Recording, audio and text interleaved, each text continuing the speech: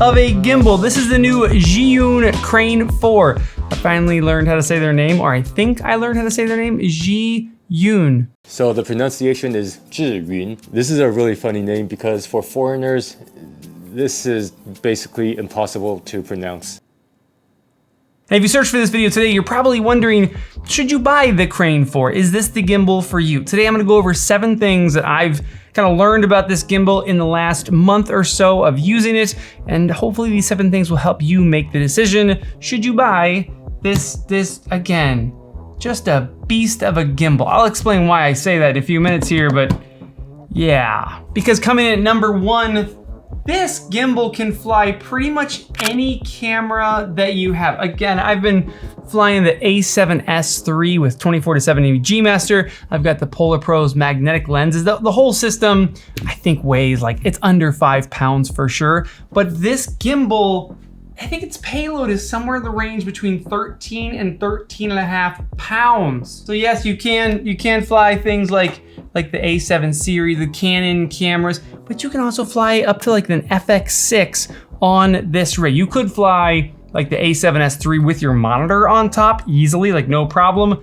But yeah, this thing can fit an FX6, which is wild to me because to fly like an FX6, like to fly cameras of that size, like big cinema rigs, that used to just be thousands and thousands of dollars to get a gimbal that could do that.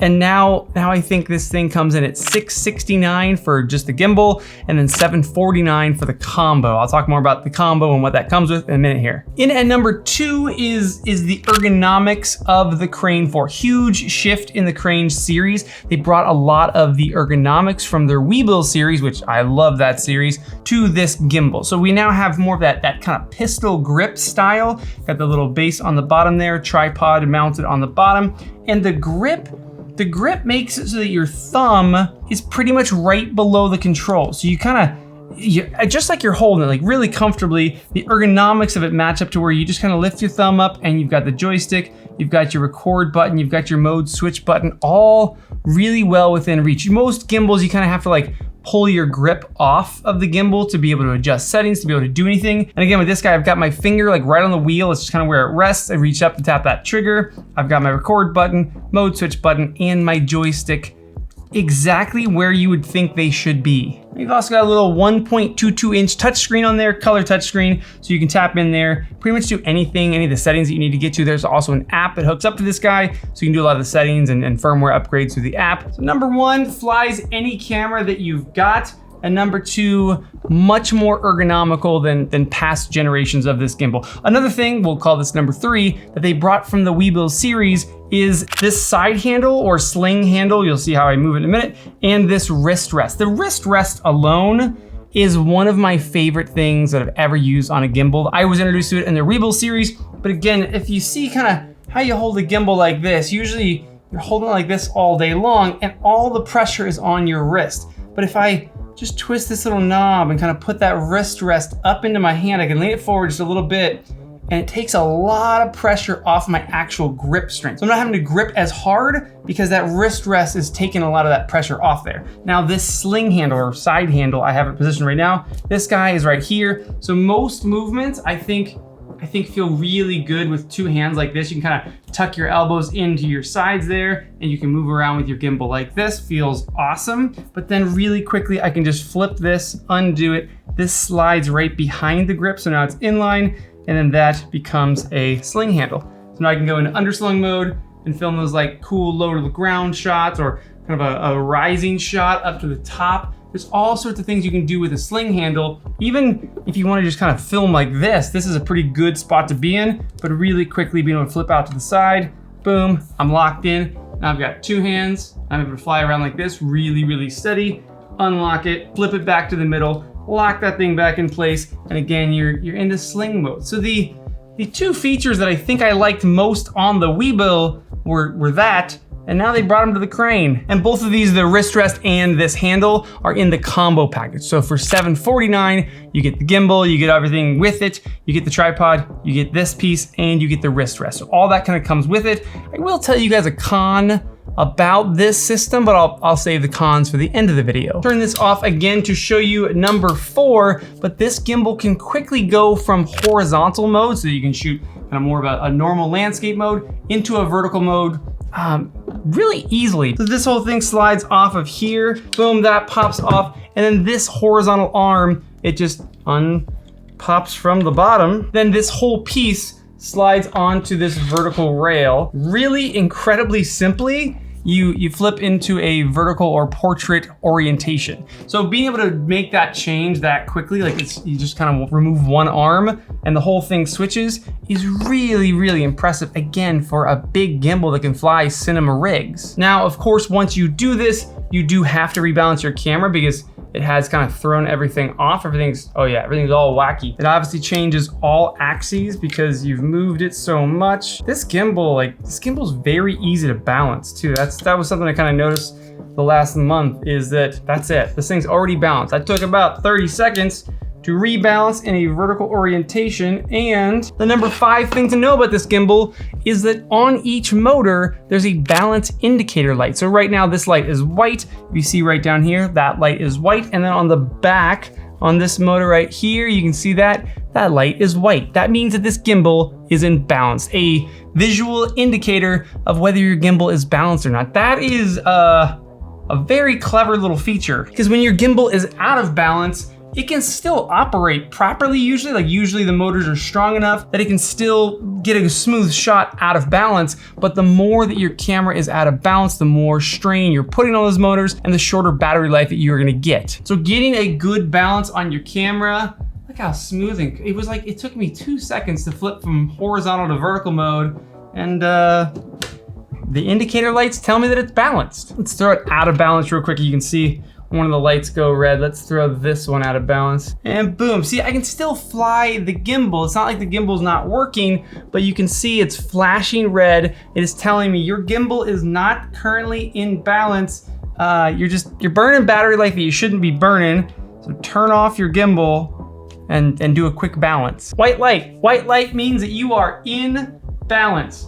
Number 5, balance indicators on the motors. Number 6 on this guy is the battery life. The battery life is a very impressive 12 hours. I tested this thing. I was running all over downtown San Diego with it, and I got over 11 hours of total runtime. So I used it here at the house a ton, went downtown, continued using it, and right around like the 11-hour, 20-minute mark is when it died on me. Now, granted, I'm flying a very small camera on this rig for how much it can handle, but we have 4 18650 batteries inside of there, so it's quite the beast for runtime in there. Now, it also supports fast charging, so it can go from 0 to 100%, that 12 hours, in 1 hour and 50 minutes. So it's not a crazy recharge time between 12-hour runtime. If you are filming for more than 12 hours, get yourself a new job, man. That's too much. Let me flip this thing back to horizontal mode. It feels so weird flying in vertical mode. I'm not a vertical shooter. Oh, I pissed it off now. Should I make a whole video on how to balance a gimbal? Because it is way easier these days than I feel like it used to be. And yeah, people still make it like, they make it seem like it's hard, but it's really not. Back to horizontal. All right, number 7, the very last thing that I haven't used too much on this thing, but it is a feature, and it's a neat one. There's a built-in light, and it's actually a built-in bi-color light that I can go from 3200 all the way up to 5500 daylight, and I think it's like 3200 lux, so it's pretty bright. Like, it's hard to tell on camera how bright this is, but like, that's a very bright light as an on-camera fill light. Now, I would say that I don't think anyone really should be using an on-camera fill light. I think that you always want your lighting to be off-camera a little bit. I think it looks much more natural. But in a pinch, if it was totally dark and all of a sudden you found yourself like, oh my gosh, it's too dark for me, boom, you do have a light that you could just tap and turn on. Yeah, there's definitely gonna be somebody that's gonna be stoked that's on there. I don't think that person's me, but again, one day I might be like, dude, I needed it so bad last night, and boom, I just pressed this little side button right here, and shadink, I've got a light. Okay, my only two like cons, I think things that you should think of just knowing this gimbal is that the wrist rest and the sling grip mounts are bolted on. Not bolted on permanently, but bolted on with an Allen key. So on setup, on breakdown, the wrist rest, hang on, it's a twisty knob to make it go up and down, like so. And then on the sling handle, it's a twisty knob, you unscrew it, you can move it to whatever side you want, back that way, back this way, and then you hand tighten it. But these two things, because again, you're dealing with like heavy loads, so I get why they do this, you have to Allen key them on. So to get them off at the end of a day or end of a shoot, or you wanna pack this thing away, you do have to pop an Allen key in there and unscrew it to get it off, and then re-screw it in to get it back on there. I'm not often in situations where I need to like quickly pack up my gimbal, throw it in a backpack. Like I usually have plenty of time. So that's not a huge con for me, but something to note for those of you that are looking to buy the Crane 4. Then my other con is the same con that I had on the Weebill with this same ergonomic setup, is that if you are a left-hander, this gimbal's not ideal. Like if you're, again, on my right hand, my thumb just kind of goes right up and boom, there's the controls. I've got my little toggle stick, I've got my record button, I got my mode switcher.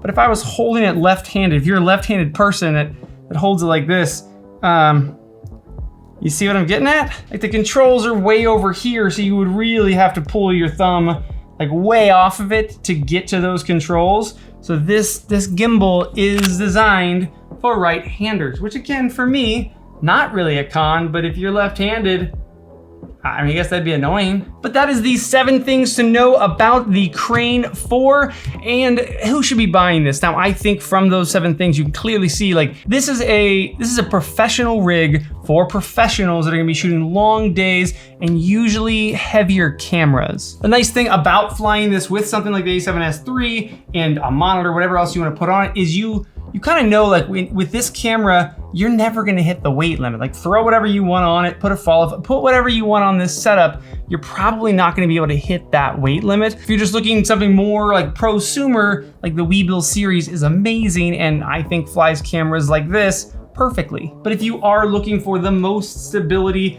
the greatest battery life, again, my camera's really not gonna hurt the battery life of this thing because it can handle so much more weight that it's like a giant guy holding like a little baby. But that is it. That's the 7 things that I think you should know before you pull the trigger on this gimbal. A gimbal that can fly over 13 pounds for under $800, $749 for the combo pack, and it can fly 13 pounds. An FX6 being flown for 750 bucks. Like, times have changed, and gimbal technology just keeps getting better and better. What are your thoughts on the Crane 4? I do want to hear them. I will answer any of your questions that you have down in the comments, except the question of like, how is it to fly an FX6? Because I don't have an FX6. I might be able to get my hands on one next week, but currently I do not have an FX6. So I can't tell you what it's like. But an A7S III, again, it flies so easy. Gimbals are fun. If you've never shot with a gimbal, like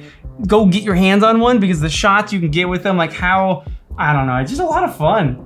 Very, very fun. All right, I'll see you soon.